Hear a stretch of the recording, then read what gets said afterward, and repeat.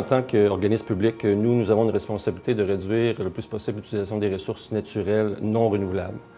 C'est une belle opportunité aussi pour le site Chaudière-Appalaches de moderniser ses équipements.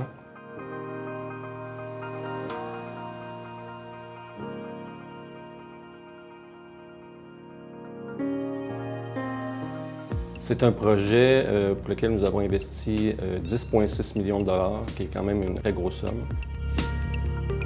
Heureusement, nous avons réussi à obtenir 2,8 millions de subventions de différents organismes publics.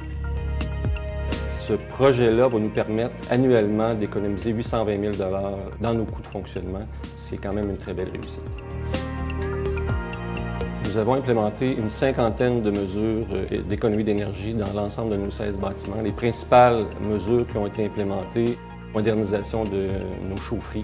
Évidemment, les chaufferies sont le cœur et les poumons des hôpitaux. Ça a permis vraiment de moderniser ces équipements-là qui étaient, pour certaines, en fin de vie. On a fait le remplacement de 14 000 luminaires qui utilisaient une vieille technologie très énergivore pour le remplacement de nouvelles technologies, comme le LED. L'utilisation de systèmes de contrôle pour les systèmes de climatisation et de chauffage, permettant d'abaisser la température ou de la monter à différentes conditions atmosphériques. L'aérothermie et le thermopompage qui sont les mesures les plus importantes implémentées à l'Hôtel-Dieu de Lévis.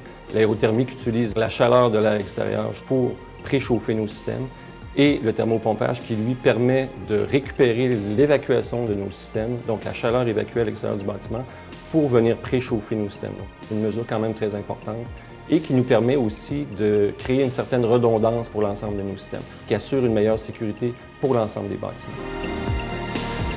On parle d'un effet très important sur la réduction de gaz à effet de serre. Dans le projet, ça représente 3 000 tonnes de CO2 par année, ce qui représente 900 voitures annuellement sur les routes.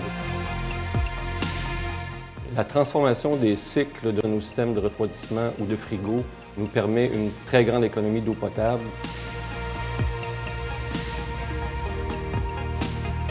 On utilise des boucles fermées, en fait, pour refroidir nos systèmes, ce qui représente, pour être très visuel, 5,6 piscines olympiques annuellement en réduction d'eau potable. Une notion très importante qu'il ne faut pas oublier dans ce projet-là, c'est toute la notion humaine du projet.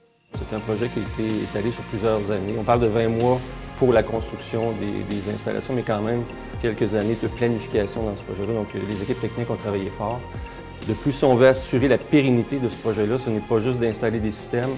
Il faut s'assurer d'avoir une continuité, un entretien de ce système-là, un ajustement de ce système-là pour aller chercher des économies de 820 000 par année. La sensibilisation aux employés du projet, évidemment, passe par la présentation du projet, l'utilisation des médias, les systèmes de communication qu'on a à l'interne, évidemment, le bouche à oreille. Il est important de parler du projet. L'efficacité énergétique se met en action pour la santé de nos usagers.